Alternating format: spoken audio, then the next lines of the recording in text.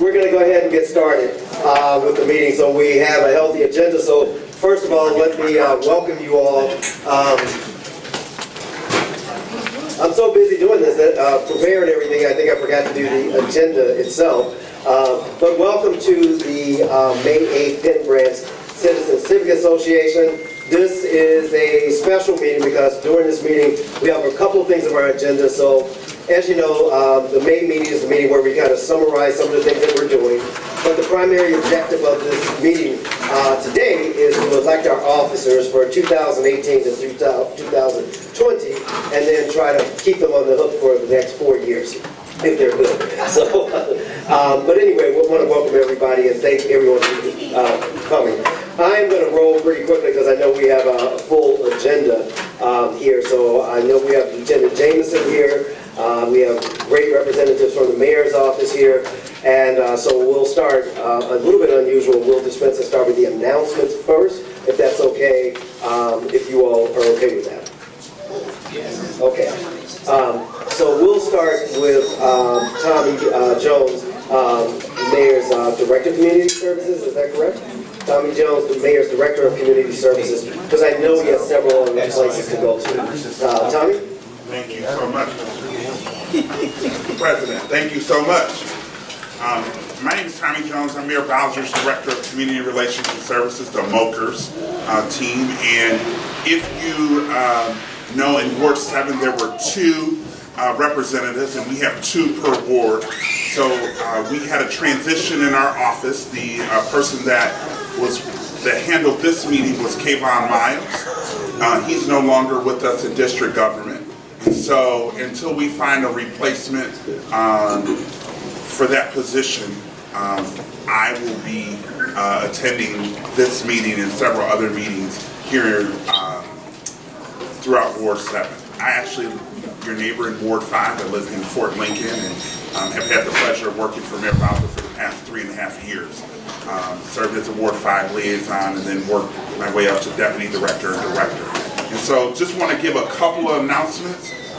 Hopefully everyone has seen we have a sort of sign-in sheet that we have going around. I want to make sure that after this meeting that I have an opportunity to email you back just with contact information and the ways in which you can contact our office if you do not know our other liaisons. So I have that sheet going around. If you would be so kind as to sign that, give us your phone number and email address. We'd love to connect with you. In Ward 7, we opened the new Marvin Gaye Rec Center, which was last week at the 6201 Banks Place Northeast, and that was an exciting time, and I hope some of you get an opportunity to visit that rec center. It's been modernized. I believe it was around $14.5 million modernization that happened in a couple developments, but it's now modernized, used as a studio, has a computer room, a lot of great programs for not only our young people, but for seniors and others. Want to also let you know that on Saturday is DC's Funk Parade. So that's in Ward 1 in the U Street corridor. If you'd like to join Mayor Bowser, there is a flyer that's going around. You can sign up on that Eventbrite. We'll start line up at 4 o'clock at the Howard Theater, and the parade will start at 5. You'll also see another flyer. I came in with flyers. On the front of it is the mayor's private security camera rebate program. Who's familiar with that program? Who has a security camera in their home? Who signed up for the rebate program? Hands are getting lower. This is a great program. Provides you $500 of rebate. You have to fill out the paperwork and then send in, have the camera installed, connect with the Metropolitan Police Department, and then you'll apply for the rebate, and that usually takes about a couple weeks. So we know that we do not have a lot of folks that have signed up for it, just as we looked in this room. And this is a great opportunity to partner with our Metropolitan Police Department and sign up for that. So if you're interested, have a few questions, I'll be in the back of the room to support you. Or if you signed up for the email, I'll send you, again, another flyer related to that, and we can go forward. The last thing is I wanted to tell you that the mayor is very committed to our senior population. And one thing that I think has been unique in the past 6 months, I've been able to work with our DC Office on Aging and other community partners related to a senior tele-town hall. And every month, we talk about various topics for about 30 minutes. This month, we will have it on Wednesday, May 16th, from 11 to 11:30. It's only 30 minutes. You just call in. You have an opportunity to ask questions as well. And the call-in number is available. You can RSVP if you would like at our office, which is at 202-442-8150, or you can email us at engagement@dc.gov. And in there, this month, we're going to be talking about emergency preparedness for individuals and also volunteer opportunities that individuals that are seniors that would want to sign up for or want to be engaged in their local community. We'll have the DC's, the executive director of the mayor's office on volunteerism to talk, individuals from AARP and possibly a couple of nonprofit agencies to talk. Again, I want to give you my contact information. My name is Tommy Jones. It's TOMMIE Jones, which is JONES, and my email is simple. It's tommy.jones@dc.gov. You can contact me directly. My office number is 202-442-8150. I'm here with one of our assistants, Romney Mackwell. Our office, they will connect you to me if you call during normal hours. But if you can't get me and you want to connect with me via cell, my cell phone is with me always. Give that number out because it's your government, your phone, it is your way. You can contact me at any time. And my number is 202-664-7512.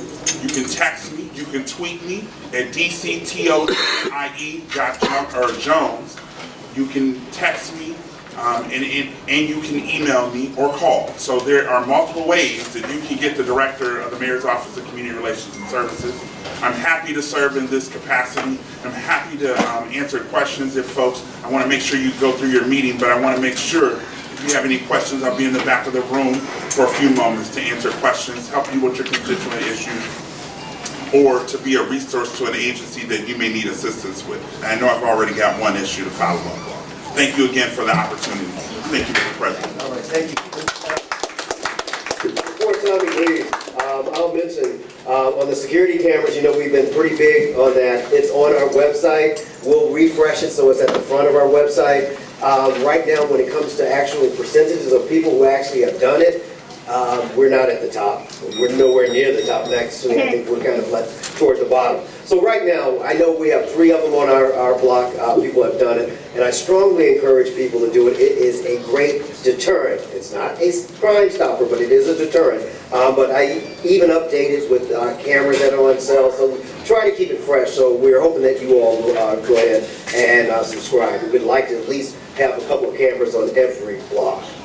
I have a question. So this program, you have to have certain qualifications for the security camera. So what if you don't, is there like another program if you don't fit these qualifications? So what you're looking at is on the back of the flyer, which is the Safe at Home program. That's for seniors. But if you look on the front part of the program, that's the actual security camera program. So for seniors, they're asking that you go to the DC Office on Aging. If you're with the if you're not considered a senior or fit the different parameters, you'd actually go to our Office of Victim Service Justice and Grants office, who will help you administer. Yep, that's in there. If you would like, ma'am, we can definitely follow up, talk with you offline, and we'll definitely make sure that you have all the necessary material and sort of walk you through that process. Yes, it's a process, but it's a process worth making sure our communities continue to stay safe and strong and vibrant, and that we deter crime, and I hope make Lieutenant Jameson's job just a little bit easier when he's trying to solve crime in the community. And I know here, I can tell you in this area, you're not at the top. and you're not in the middle. You're definitely in the lower portion. Oh, how many people have Signed up for the camera. The mayor just celebrated the 10,000 camera. It was in Ward 7 where that resident became the 10,000. But in terms of the mass number of folks that have signed up, registered, it's not here in Ward 7. And I know in Ward 7 we can do better. And I know part of it is it's the education piece, and it's getting folks to buy the camera and going out and signing up for the rebate program. Okay. Thank you so much. Again, thank you very much, Tommy. I really appreciate it. Great work too. And I can say that Tommy does answer his calls, emails, and texts, because I tend to do that quite a bit. So thank you, Tommy. I really appreciate it. Next, we'll have Lieutenant Jameson with the crime report.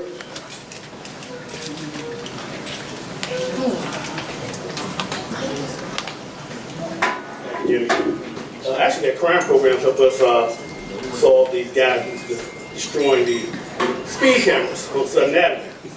There was a citizen camera that was out in front of where the camera was, and the first night he came, he backed his truck over it, and the next night he came and just pushed over it. So we pretty much know who that is, thanks to one of those cameras that the gentleman was just talking about, so I definitely encourage that. The crime in PSA 605 is not that bad. It's not that bad. Violent crime is down 86%. Property crime is up 5% for a total crime decrease of 17%. PSA 605 over the last 30 days, there were no ADWs reported and no burglaries, which is really good. There's only one robbery, that was on the 4400 block of Southern Avenue. Stolen autos went down, it went from 7 to 3.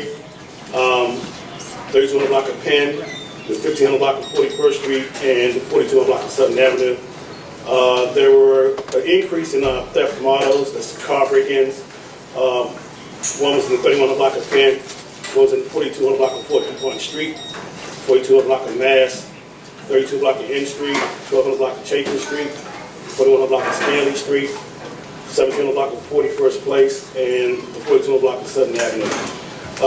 Property crime was driven by the thefts from the gas station/stores along Pennsylvania Avenue. And there was no major crimes in 605 for the last 30 days, which is really good.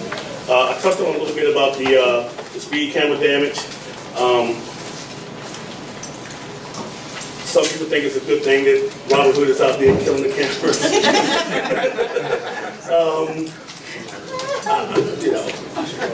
We do repair them really quick, as you can imagine. The two on Branch Avenue were hit already. Like I said, one was hit on 37th block of Southern Avenue, and I've been hit by all of them myself personally. Those cameras, for you to know, they do record 24 hours a day.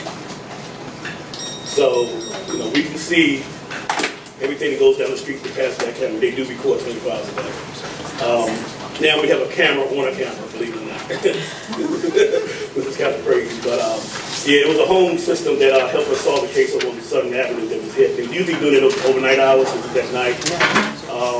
But the money generated from the cameras going to the general fund of the District of Columbia and National Teaching Project.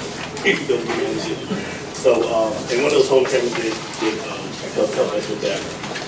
If there's any questions or concerns, crime-wise, other than the speed cameras? Yes, ma'am. Can you elaborate on how to prevent crimes and break-ins, car break-ins? Can you elaborate on how to prevent that? Yeah. I live on Fairfax Village, for those who don't know, so I live right down the street. I've been here all my life, and I'm 50 years old. No, I'm 52 years old, no problem with that. And I have 30 years on MPD in August. Don't leave stuff in your vehicle that is valuable, even a coin. I look at the detailed crime reports and all the thefts from the autos, and you see that people left money in the ashtrays, they left laptops, they left cell phones, it's wintertime, they left coats, shoes, and like I said, in every meeting I go to, I say this. There are people out here that wake up in the morning and their only job is to victimize you. So we get calls every night for people going around trying car doors, with flashlights and backpacks. They are going to work on your belongings. That's what they do. So do not give them any reason to break into your vehicle.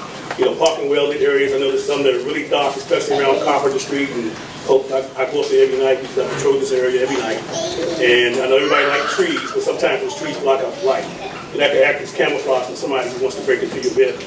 If they got something in there, they can see with a flashlight, they want to get it, it's going to smash your window and take it. And it just shows the stuff will go up and everything like that. So try not to be a victim by helping yourself by taking that stuff in the house, especially during the holiday season, people leave stuff in the car and things like that.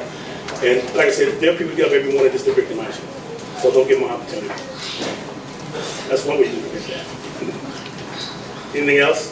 Yeah, one question. Yes. I know you said not speed cameras, but I've gotten a few complaints, including myself.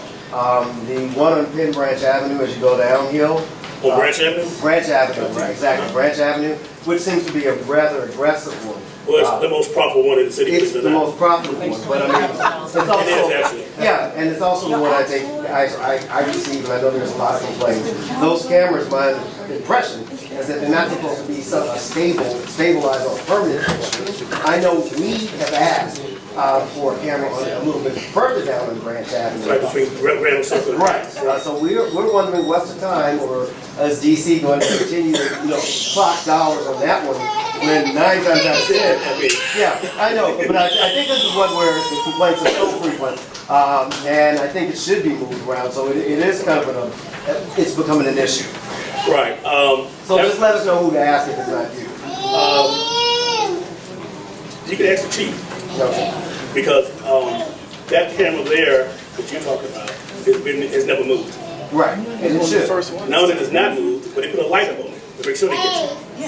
If you go up there at night, there's a nice big bright light on there. There's no other camera I know of that has a light like it. Yes, they asked us to put it. And yes, they're there for safety. Okay, but she goes speed down the hill, and it's down the hill.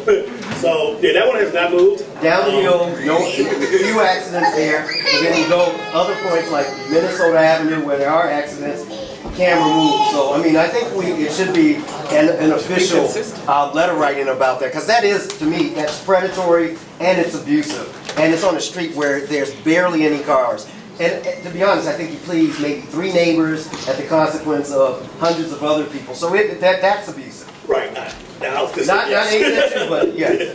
Yes, ma'am. Question, since that camera is so lucrative, can you share with us what some of that money is, what the city does with some of that money?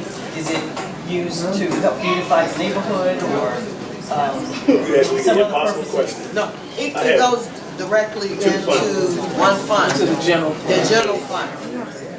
It goes into the general fund. People think that it goes to the police department. It does not. We just manage the program, but every ticket that's written in DC, if you look on the back and says payable to DC Treasurer, that's where it goes. That's where it goes, general fund.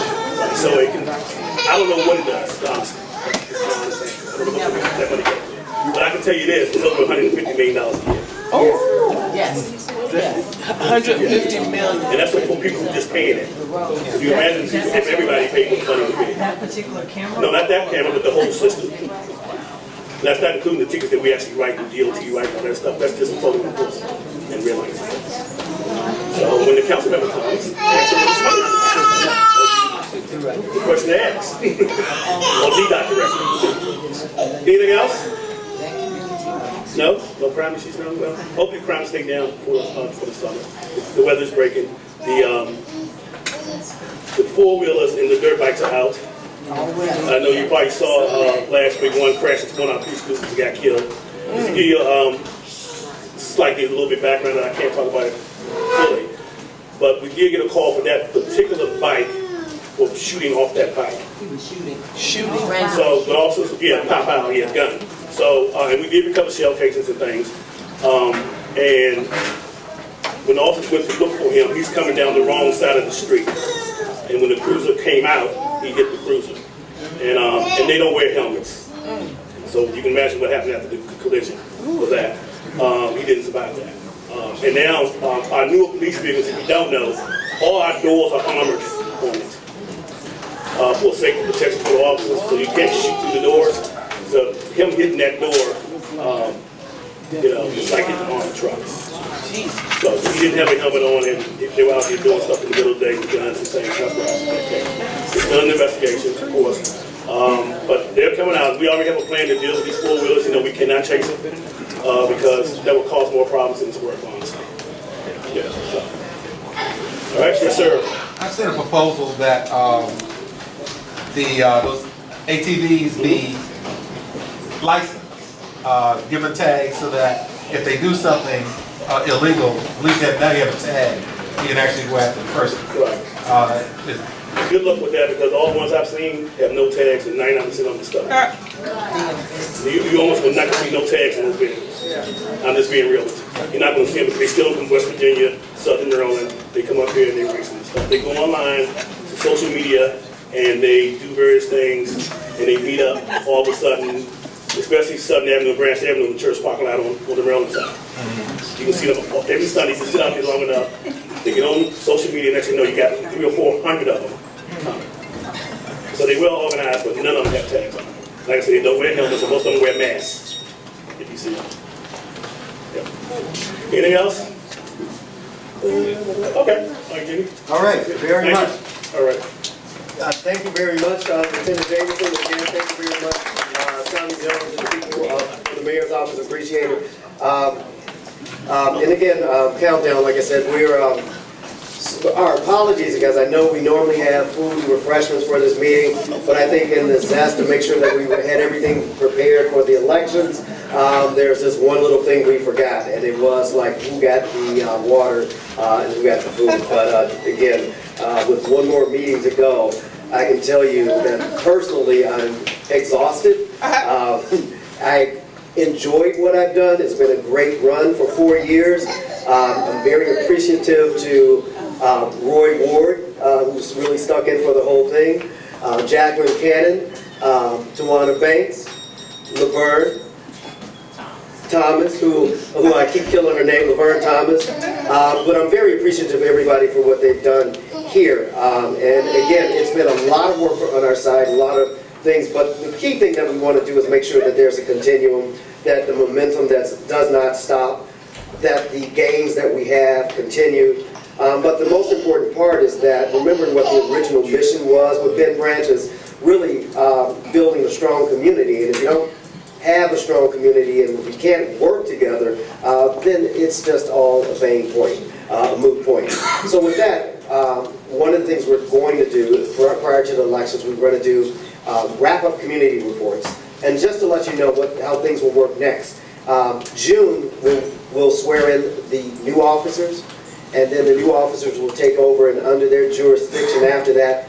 Some of the things that we announced, including the yard sale that will take place on June 9th, the community block party that will take place on August 11th, will be under the new officers, but we'll be continuing to work with them. So again, like I said, I want to thank all of you all for what you've done, and I give a special thank you to Gladys Doran and Mrs. Prince, because I know they were the first to really tell me you can do it and push me out there. So I really appreciate both of you all. For Ms. Doran and Ms. Prince, if you're there, please stand up. I can't stand up. So I can tell you this, they've been like my two mothers in the community. And as a matter of fact, I'll tell you this short story before we move on. The very first person I met when I moved here, and believe it or not, that's been 20 years ago, that was in 2000, almost 20 years, was Mrs. Prince, who walked up to my house and then told me about a dinner dance, and then said, "How many tickets do you want?" And I've been ordering tickets to everything ever since, and then they circled back and said, "Okay, now it's time for you to actually do some work." So I really am appreciative of them. And I'm appreciative of all the committee people who have done things. I see Alberta Paul in the audience, Laura, Megan, I can barely see, I know you're there. If I forgot someone, it's because I can't see that far. Joan, I see you back there. Laura, I don't see you. Susan, her mom, I see you back there. So thanks for all the people who work very hard, and thank you all of the block captains who here, who deliver everything. So Linda, I see you back there, and any other block captains. Thank you, Mr. Boyd, for those signs you see out there. They don't just appear out there. We got one person that puts them out there and then takes them back and does it religiously. And then I had the nerve to double his duty because I ordered some more signs and double the number, but I noticed he made good use of them. So first of all, I really have to recognize the work that you've done, Mr. Boyd. I really appreciate it.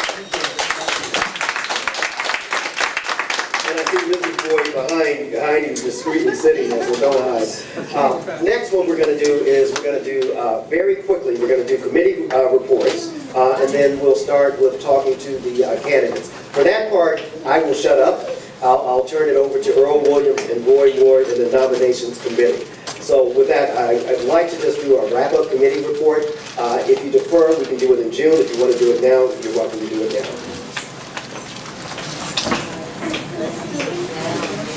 So we'll be hearing from Roberta Paul, our Public Works Chair. We got all these lovely little babies around. Boy, I tell you, I'm feeling young.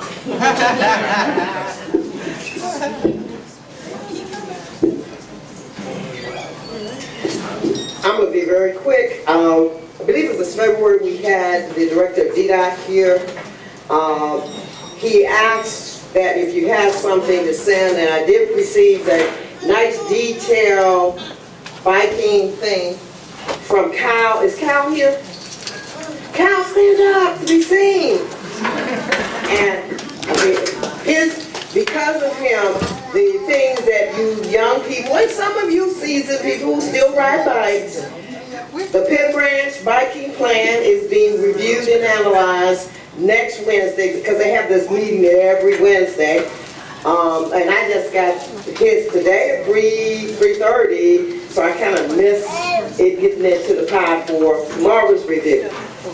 Any questions that they may have about the bike plan and suggestions that were brought up in this meeting, they will go back to Kyle and ask for clarification.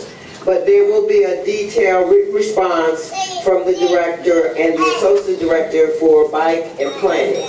They also wanted me... If anybody wants to see a copy of what I submitted and wants to talk about it or provide any other input, please just grab me after the meeting. I'd be happy to share. Oh, excellent, because I was busy with some other things. I started to make copies, but I had to talk to you to get permission. The other thing around bikes is the district is sponsoring a Bike to Work Day on May 18th. They would like you to register online at www.biketoworkmetrodc.org. For those interested, don't try to copy that all down. I do have some flyers for those who are interested. If you register, the first 50 people have a chance to win a bike. If you register, if you don't win the bike, you might win some nice t-shirts, eye goggles, you know, things that people use when they ride bikes. As you know, I don't ride a bike, but I advocate that young people, seasoned people who do it and do it safely, we encourage you to participate on that day. You notice that they do run a bike thing in July. And by you now getting more involved, you'll get a notice about the bike thing that happens. You see them riding up Carpenter, and they come up, go around to Nash, go back to Carpenter, to Texas, come back up. I don't know why they do it, but they come back up Carpenter, make a right on 38, go into the forest. I call it the forest. I wouldn't be riding in that. They go across the street, and it's all woods from there. And from there, you can get up to the Anacostia Trail in front of the Anacostia Park. So it's exciting. It's something, if you have young kids, you should get them involved so that they learn how to bike safely in the District of Columbia. The water project started late.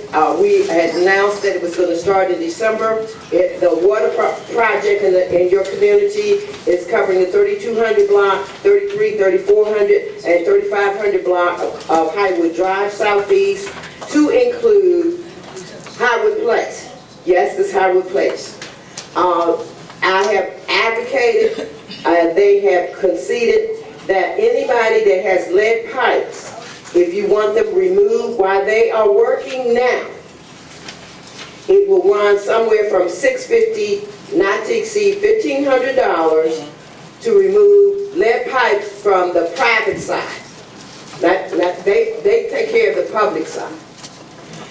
You can call 612, if you live on any of those 4 streets, 612-3400, and tell them that the project is in your blocks.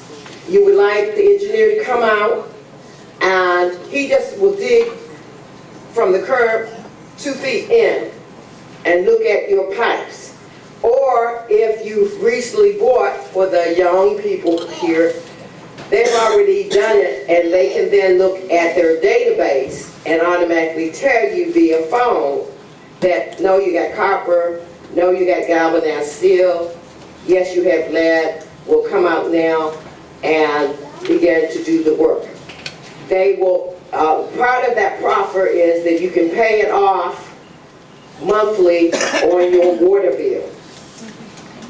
That makes it very easy. Don't let them go out of your street and you know you got lead and wait 6 months later.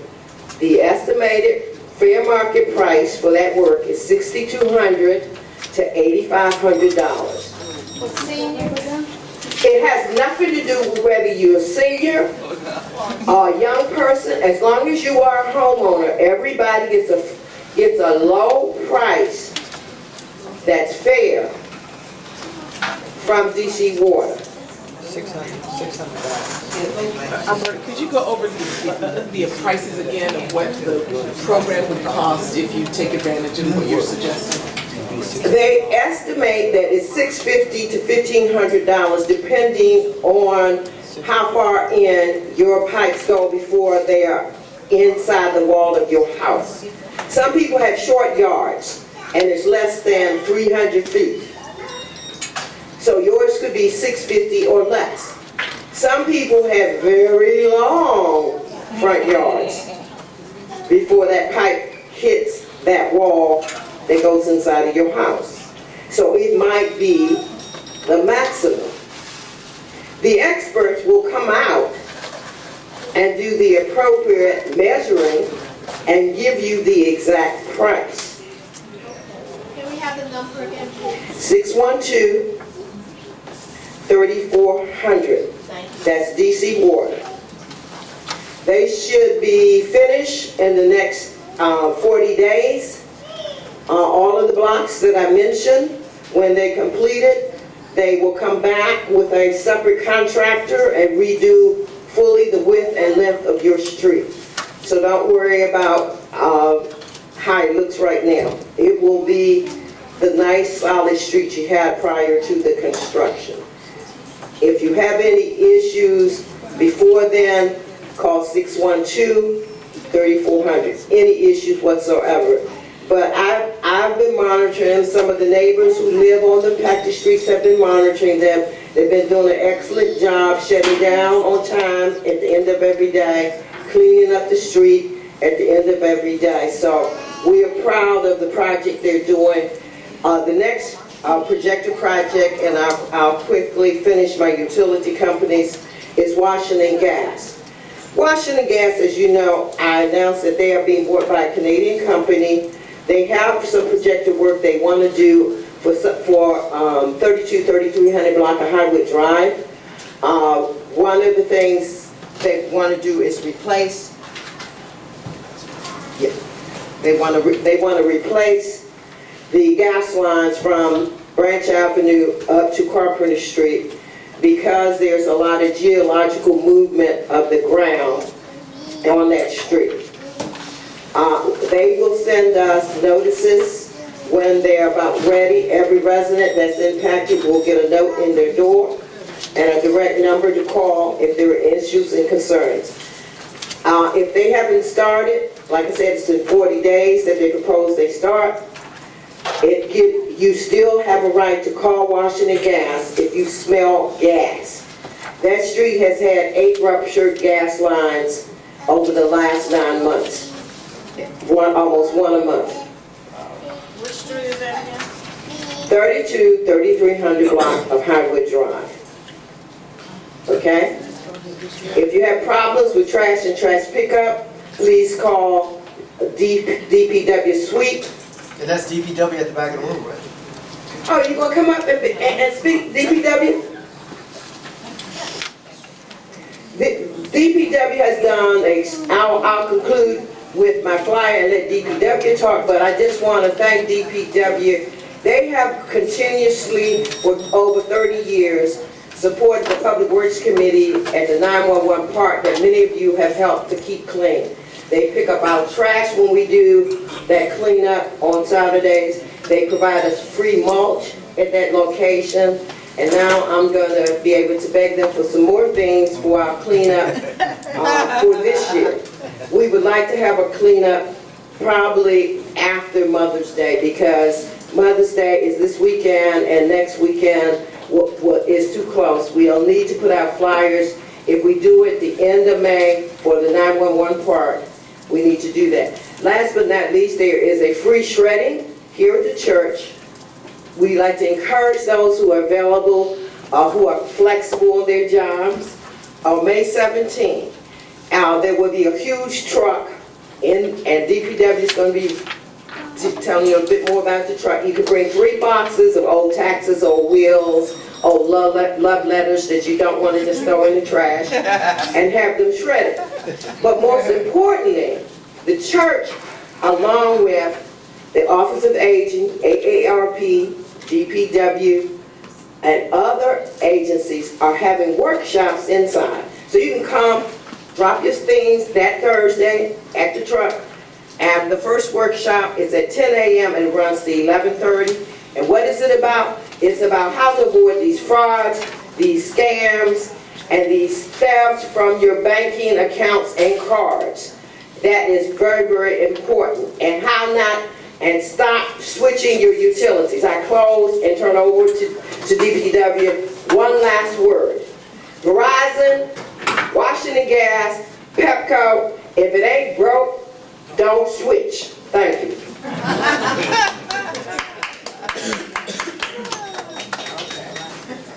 Hello, my name is Harold Davis. We got a lot of people today. Yes. My name is Harold Davis. I'm one of the Ward 7 solid waste inspectors. Actually, to piggyback on what she was speaking on, we do also do helping hand. We got what we call as a helping hand. I actually got some of these forms back on the table where you can do a cleanup for yourself. Like on your block, these forms you just simply, it has a $10, I think it's $20 money order that we just hold it, the city will hold it, and we'll supply you with shovels, rakes, bags, and when you do the cleanup, you just drop a bag at a designated area, and the city come and remove those bags. So you can do it for like you and your block, y'all want to get together, do a cleanup, or you can go 2-3 blocks, and you just gotta give us designated spots, and if the government agree with them designated spots, they will pick up your bags. Okay? And I want to get back to, I also dropped these on the table also. This is very important. This is a form that's giving you some education information, speaking on your trash cans, and when your trash cans are allowed out, and when they're allowed back on the property. And I'm going to read that one to you all. Place your trash and recycle it out no earlier than 6:30 p.m. the day before your collection, and then it must be returned back onto your property by 8 p.m. the day of collection. And it's very important that you do that, because right now we are out. We're not writing citations right at this second. We are issuing warnings, and some education material going to come with it. After that, you just may be cited. But I also have some hardship forms for some of our seniors and disabled who can't move the cans themselves, but they can't have an able body in the house with them. But we do have that. I got some of those back on the table also. That means that if you get a hardship form, your cans will stay on, you can leave them on your property, and the guys will come and remove the cans off your property, dump them and place them back onto your property. So I got some of those forms also on the table. And also, you know, summertime is coming. Our overgrowth is about to start growing front and back. It must be cut back to your property line, because that you can be cited for that also. Are you cited for city trees that overgrown? City, you call, we forward in for forestry. I know that's what most of us inspectors do. We do call us, we go out, we see trees that are protruding into public space, preventing free use of the public space. We send that in. You also can call 311 so that you can have documentation that you reported it also. But that's what we do for the city. But you, and also failure to maintain, I don't know how many people know exactly what failure to maintain is. That's from your property line to the curb if you're a resident. If you're a corner house, you have to go all the way around your house to where the alley is. You're responsible to the curb. And also the rear of your property. I know a lot of people may not have heard that, but you are responsible because that's still from your property line, mainly to somewhere like the middle of the alley, and keep that trash cleaned up around your can. And I was here before, and I have already reported. Everybody told me that, a lot of people told me about when they get their trash dumped, the guys are not picking it up. I don't send that in, so hopefully that's going to be corrected also. Yes, ma'am. I have a question. What's taking, if you order, I went online to order a trash can like a month and a half ago, and they keep telling me to call back because they haven't come in yet. Yes, so I'm wondering, yeah, that's what they told me. Yes. Wow. Oh, because there's so many of them, or? Well, yes, you got to look at when we got new residents that come in that never had cans. You have people who do have cans that's damaged that may have called before you to order their cans. But if your tops are missing, we do replace them, but it might be a backlog on the tops also. Well, I had one replaced. It happened within a week, so that was pretty good. Okay. I was just wondering, now, if you guys order from Amazon or no, I'm just kidding. I want to speak on, some of you are still using our old cans. Some people are still using the old cans now. Once the tops are damaged, we are not replacing the tops to those cans.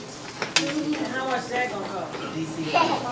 The DC number cans. The old cans before the newer ones you receive, they have DC on them. Those are the ones we're not replacing the tops to them. And you can be cited for not having a top on the can. So it's best to go ahead and get rid of them. Because what happens is, when you don't close your top or you don't have a top, just think about when it rains. That trash can fills up, and if it's over 60 pounds, the guys can't lift it. Okay. Yes, ma'am. How much is the fine for not having the top? All resident fines start at $75.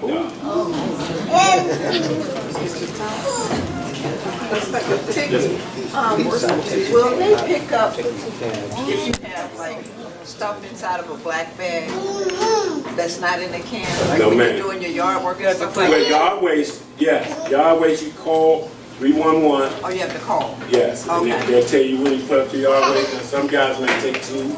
If you have 2 bags, I tell everybody to use clear bags. Because then the inspector can see that that's yard waste. Because technically, you don't supposed to put plastic bags out for collection on the side of the can. They can be in the container, but they can't be on the ground. Okay. But it's best to call and you need yard waste.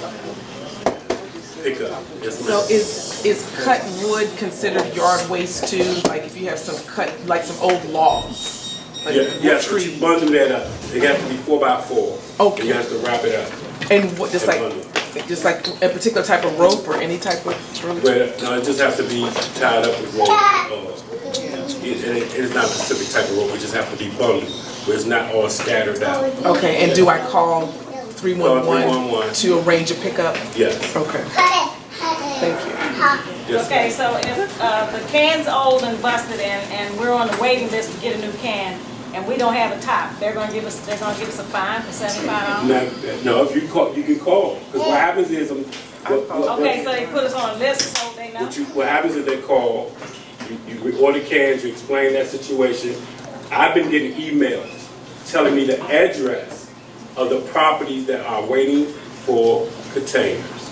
So that the inspector will be aware of that property who has ordered their cane and is waiting on their cane.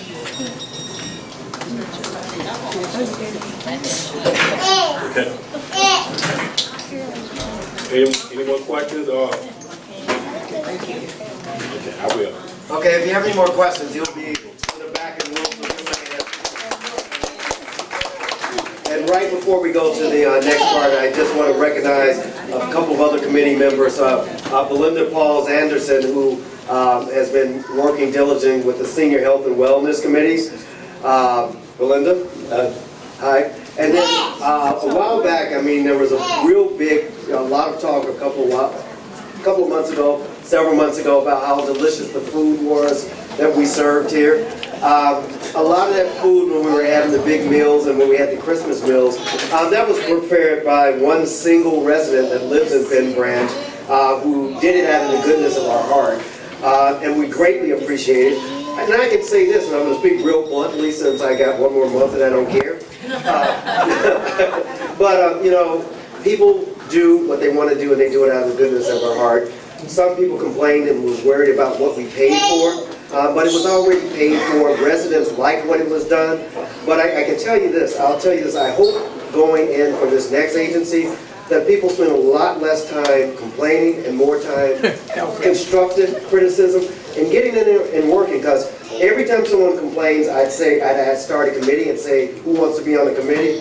You got no hands up, but you got a whole bunch of lips moving, turning, but nobody willing to do anything. That does nothing for the community if you're going to do that. So I can tell you, whoever wins, I just want you all to make sure that, make it positive for them.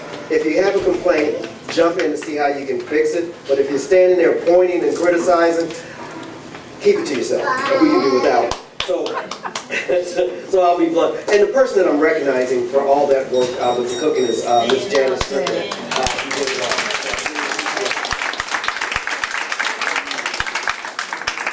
And then when it comes to hospitality and taking care of the food, I want you to take a look in the back of the room, because these ladies never ask for anything. Standing back there in the yellow hat, who doesn't want to be recognized. Come on, hospitality crew, make yourselves known. Mrs. Prince, Carolyn Ray, Tony Reed, and I forgot some of Linda Miley. I hope I got everyone else. Herb is not here, but all of the, and Jose Alvarez. Jose, where are you? So, I mean, thank you all for the hospitality and what you all have been doing. So they've been willingly serving us for the last year. They've been really looking at people. I want two when you can only get one. So these have been a great team, and again, I really appreciate it. So with that said, it's 8 o'clock. I wanted to start at, it's 8:02. So, I'm sorry, John? No, I didn't forget. We're going to do announcements afterwards, but we're looking at a tight turnaround. Yard sale and some of those stuff, they're posted, but I'll start, we'll do afterwards, because I want to start and not take time away from the candidates. So I mentioned the yard sale already, and there are things going around. So we'll talk about the yard sale, we'll talk about Porch Fest, we'll talk about Community Something Day and anything else. So with that, we're going to do a changeover. We're going to let the nominations committee come to the front of the room. The officer, well, most of the people running are still up at the front of the room, with the exception of myself and Roy. But the nominations committee will take over this part of the meeting. So I will call Mr. Earl Williams, Roy Ward, Terry Clyburn at the back, Tony Reeves, Terry Clyburn, Tony Reeves, and then everybody else, even if you're running, we'll shift to the audience. They'll take over the front.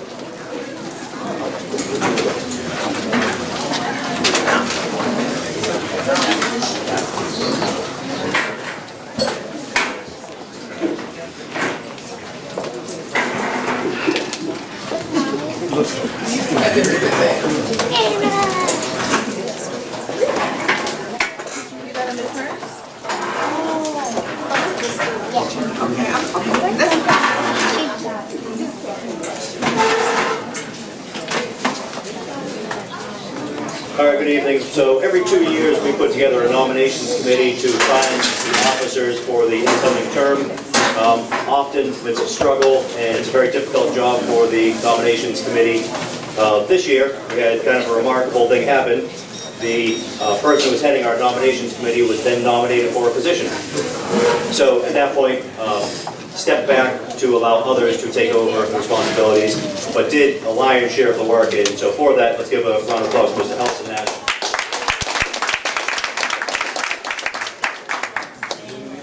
So we put together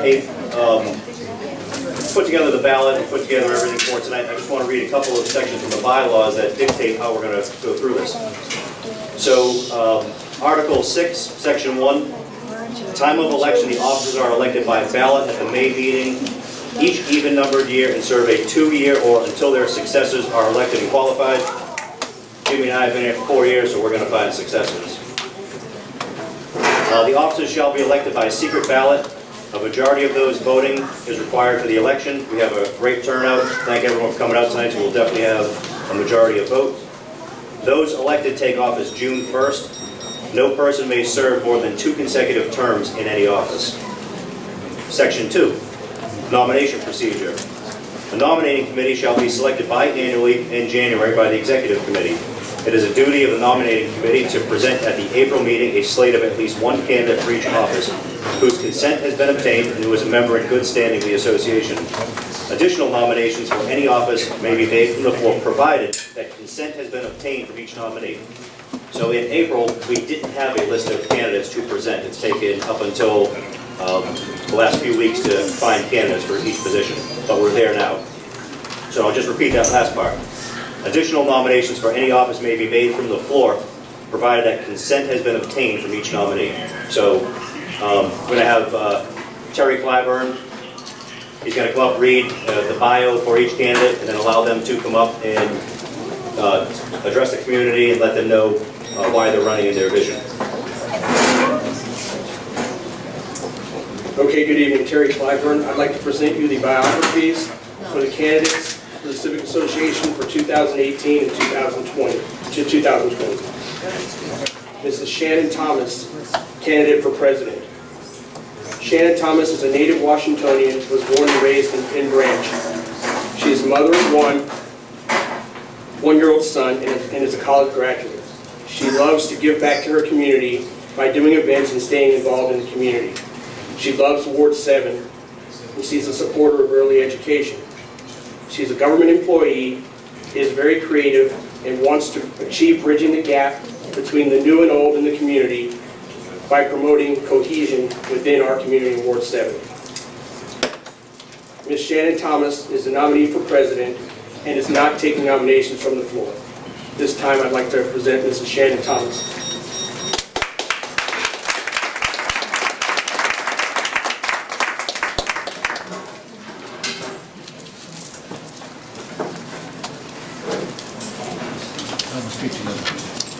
Okay, I live on the 3600 block of Texas Avenue. I was born and raised in Penn Branch. My grandparents were the first people to own the house that I now live in. I went to Ann Beers Elementary School. I'm a resident of DC. I'm very positive and moving forward and progressive. And I have the noisy child in the room that has something to say. You know, I think it's, I want to take on this responsibility of being president because when I care about this neighborhood and I care about the direction in which it moves in, and I think it's a disconnect between the younger generation, the older generation, and I respectfully want to bridge that gap in a way that everybody's opinion is honored and respected, and so that we can make things happen and also be acknowledged for doing great things within our community. And I'm pretty straightforward. What you see is what you get, and I'm a communicator. So if it's anything you need to talk with me about or discuss with me, I'm open to that. And that's pretty much all I have to say. Thank you.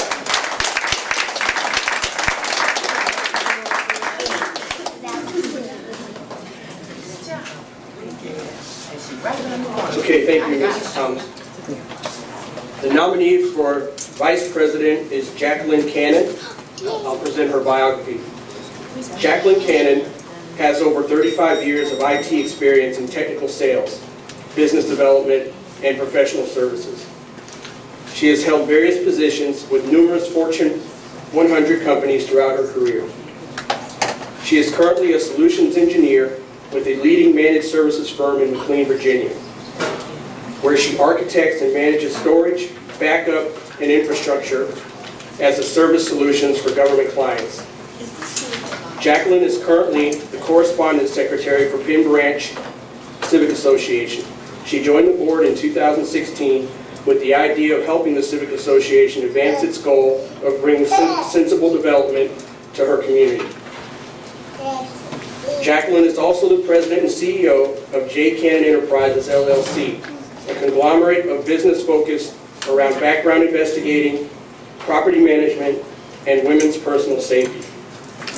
Jacqueline lives in the Hillcrest community with her daughter and granddaughter. She enjoys reading, listening to music, traveling, running 5Ks, studying African history, and spending time with her family. Jacqueline is the vice presidential nominee and is not taking nominations from the floor. At this time, I present you Jacqueline Cannon.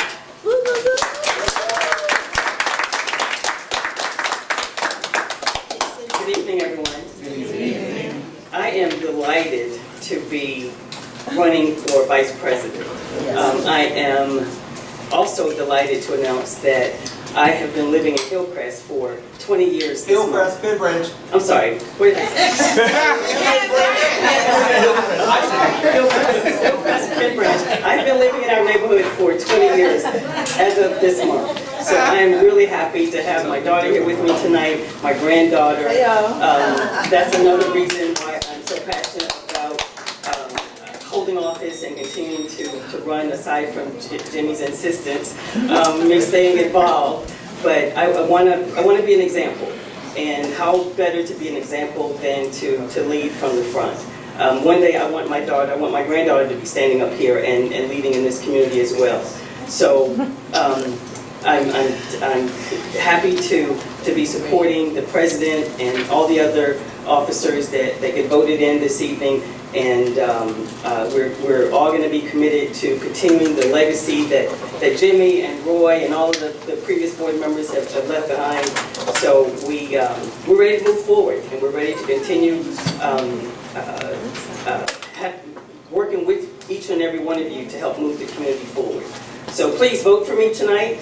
I don't know if I'm still the only person on the ballot for vice president's position, but if I am, then I'll be delighted to serve you. And tell what state you live in. The 3600 block of Highland Drive, right across the street from Jimmy. Everybody knows where Jimmy lives. We're right across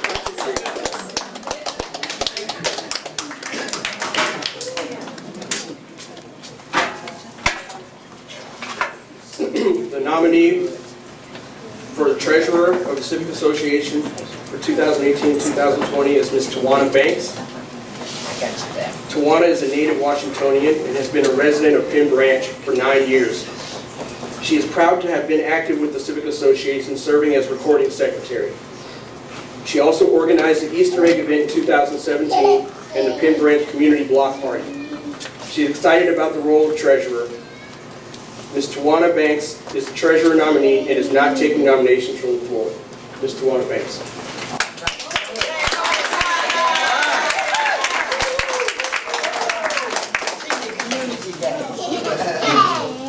Good evening, everyone. I'm Tawana Banks. I live on the 3600 block of Texas Avenue. Pardon, I have a bad sinus infection. But I'm excited about being the treasurer for this community once again, although I've served on the board in this capacity during the first administration, I believe, under Jimmy Williams. Some people say Kimbrough was my coworker. But I have an extensive background in finance. I'm a finance employee for Department of Defense. I am the finance manager for banks, investments, and properties in Washington, D.C. in the Woodbridge location. So I am excited about serving the community again. Excellent.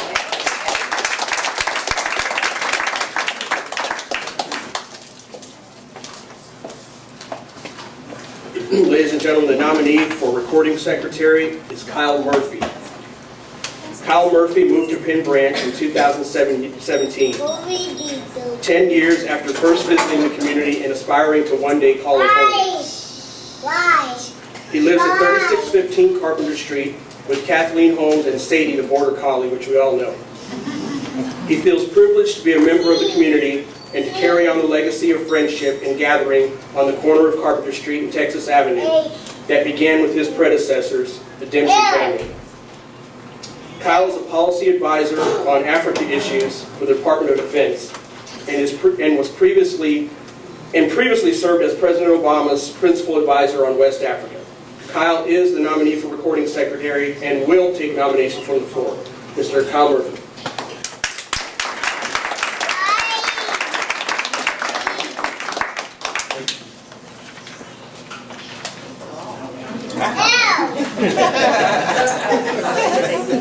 Hi everyone, how are you? Kyle Murphy, and it's been a privilege over the last year to get to know many of you and to feel welcomed into the community. I've lived in several places around DC, including Capitol Hill and Petworth and the ballpark area. I've never seen a community quite like this one, with the level of engagement and energy and communication between neighbors of all ages and backgrounds. I think that's something that is exciting and inspiring to me as a new resident. I still feel very new after just a year here. I feel like there are many people I have yet to meet and get to know better, and there's a lot that I need to learn about the history of this community. I see serving as secretary as a way to learn and to listen and to capture what's said in these meetings and to try to help the community grow and build on the progress that we've made so far. I'm excited about the ongoing and the new projects that we have here, and also working with this slate of impressive nominees, as well as all of you as we go forward. And I hope that I'll have the opportunity to serve as secretary. If there's anybody on the floor that wants to challenge, I welcome that, but hopefully I'll have your all support.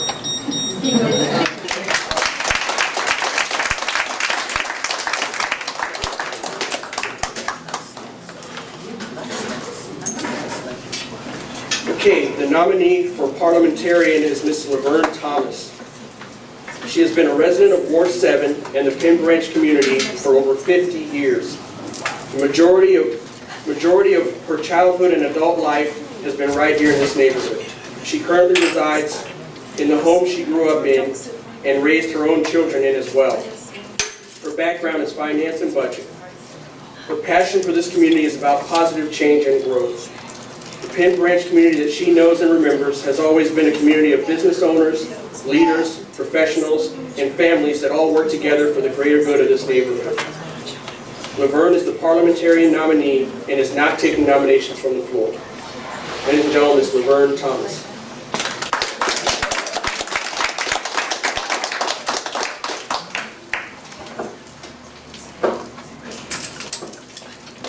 Good afternoon. Well, good evening. I just want to say that I'm happy to be a part of this team, a part of this neighborhood, and I have a passion because I'm the second generation. I'm sorry. I'm the second generation actually in my house.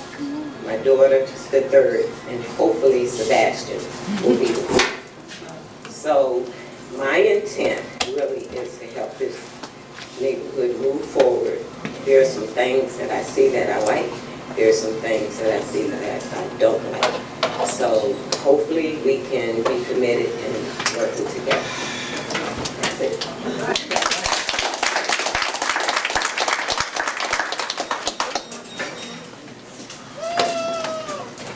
Ladies and gentlemen, the nominee for Correspondent Secretary is Mr. Elson B. Nash. Elson B. Nash has worked in the education and nonprofit fields for 25 years. He started his career with the Carter Center First Domestic Initiative called the Atlanta Project, or TAP. After TAP, Elson worked in various capacities in higher education at the local, state, and national levels. Elson's career as a funder began at Ashoka Innovators for the Public in 2000, where he searched and selected social entrepreneurs for the prestigious Ashoka Fellowship. In 2002, he began his career in the federal government at the Corporation for National and Community Service, where he started as a program coordinator for Learn and Serve America. His tenure at CNCS ended after 10 years, where he ultimately served as the Deputy Director of White House Council for Community Solutions. In July of 2012, Elson departed CNCS to work for the U.S. Department of Education as a team lead for the Promised Neighborhoods and Full Service Community Schools program. These programs are the primary place-based initiatives of the Department of Education, focusing on the full spectrum of programming from the cradle to career. Elson is the Correspondent Secretary nominee and is not taking nominations from the floor. Ladies and gentlemen, Mr. Elson B. Nash.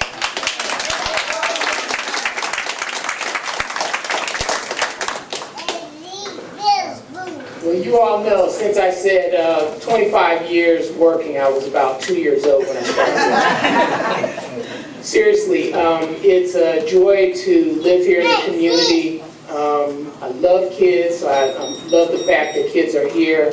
It's an opportunity for kids to understand the inner workings of their community and also government. My wife and son aren't here because Tuesday nights are usually parent nights at Duke Ellington. So my wife is there and my son is there with her. We are active. Tony knows I live down the street from Tony. I live across the street from Ayana. When I moved in, they welcomed me with open arms, and I knew this was my community. So with that, every great woman has a great man, and so we now have women leaders, and Kyle and I will do our best to support you. So thank you.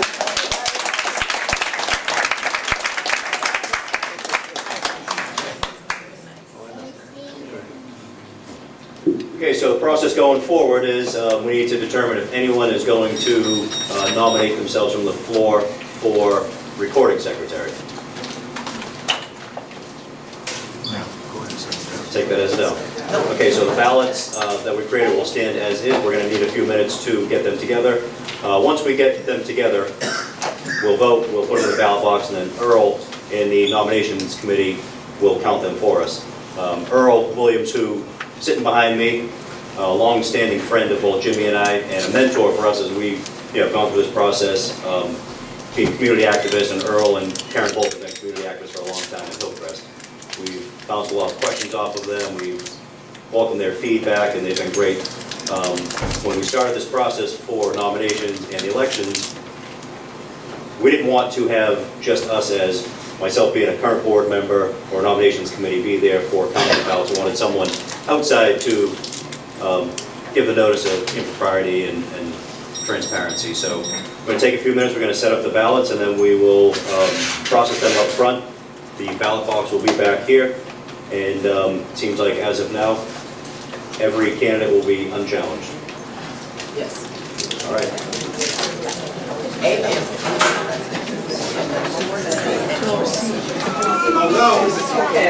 Good evening, my name is Kim Holt, and I'm on the 3600 block of Texas Avenue, and while we have a few minutes, I just wanted to bring to your attention the flyers that were out for the upcoming Porch Fest.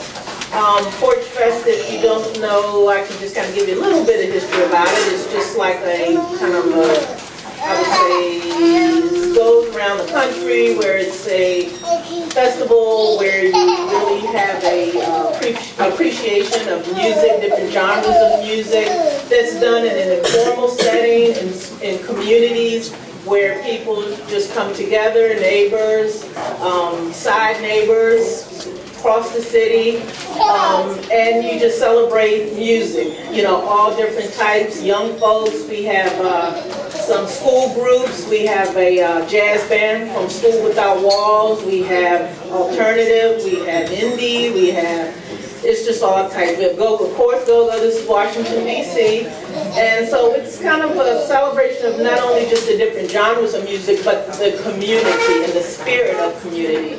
So myself and my husband Lance are one of the host homes. It's Sunday, May the 20th, as the flyer indicates.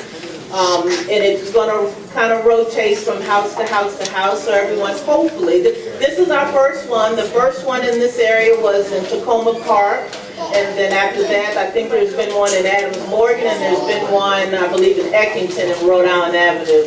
Those other ones had a little bit more time than we have, and they've had some more community sponsorship, and they've had, a different, been able to kind of have a different twist on it. But nonetheless, this is the inaugural one for East of the River, if you will.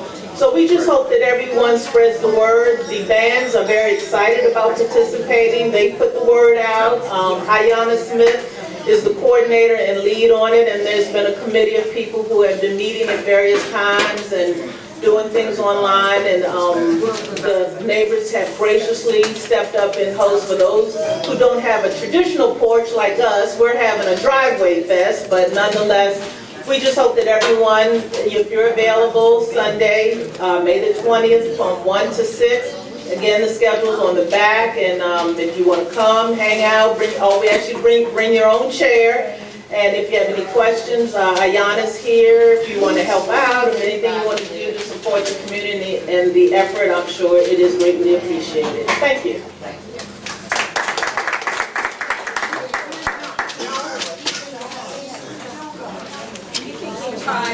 I'm Jacqueline, and I'm going to talk about the community yard sale. We had a committee and we decided to try a new format this year. We're going to do a community-wide yard sale where everyone can participate at their own home, putting out their stuff. It's going to be on June 9th from 9 a.m. to 3 p.m.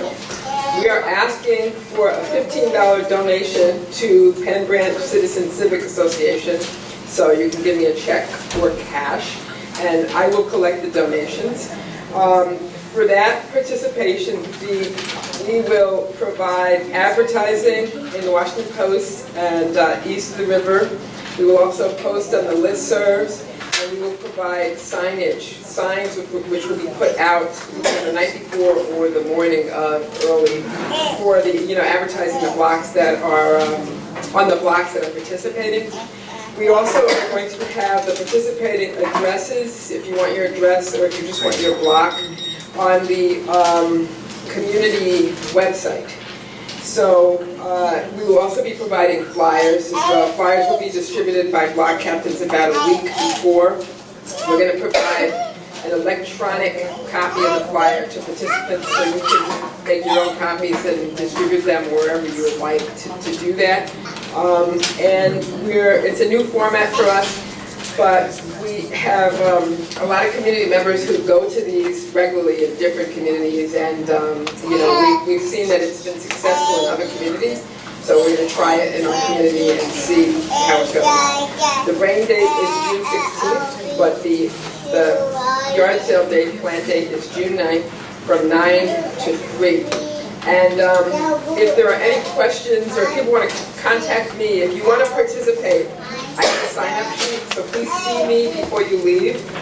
And also, we're going to have information posted on the Penn Branch website. And I'll also provide my personal email if people want to get in contact with me if you have questions. So my personal email is joanemck@aol.com. joanemck@aol.com. All right, so it's June 9th with a rain date of June 16th. And if you're interested in participating, you can sign up, see me before you leave. And you tell them everything's on the website. And everything's on the website too, if you want to catch up with me later. Mrs. P.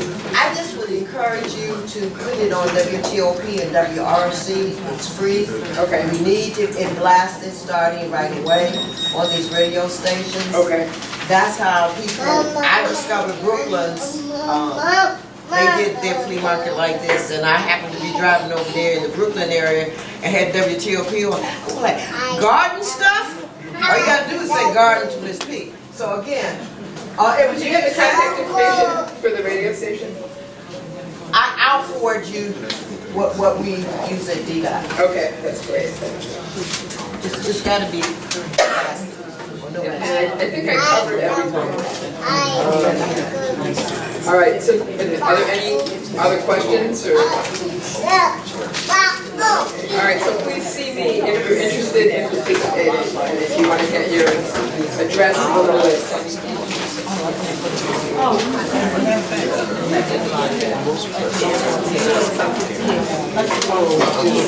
Good evening.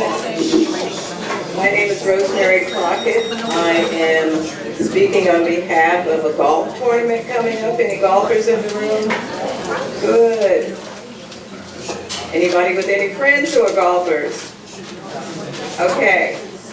On Friday, July 20th, the East Coast chapter of Tuskegee Airmen Incorporated will be having their annual golf tournament. This is a fundraiser for our scholarship program, so we'd like as many people as possible to come out and join us. I have a few flyers here tonight. Seems like a couple of them have already disappeared. But you can also go to the ECTI website, www.ecctai.org, and you can get all the information on the website, and you can take a flyer tonight. I can also send you information if you like. Just see me and I'll give you my email address. Thank you.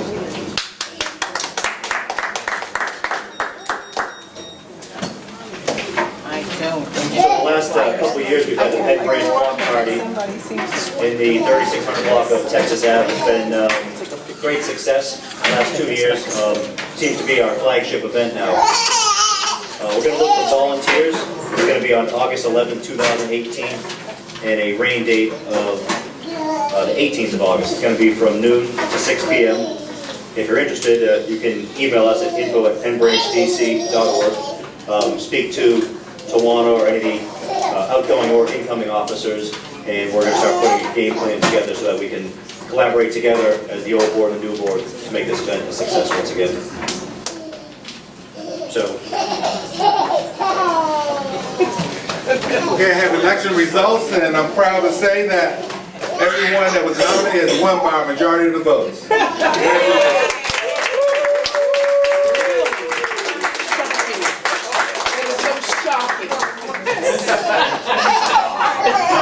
No, you're kidding. No, seriously. Thank you all. Thank you, Earl. My name. Look, he's got a cocktail now. Following Robert's rules, we have a motion to adjourn. Yeah, I move that we adjourn. All right, let's adjourn. Thank you, everyone.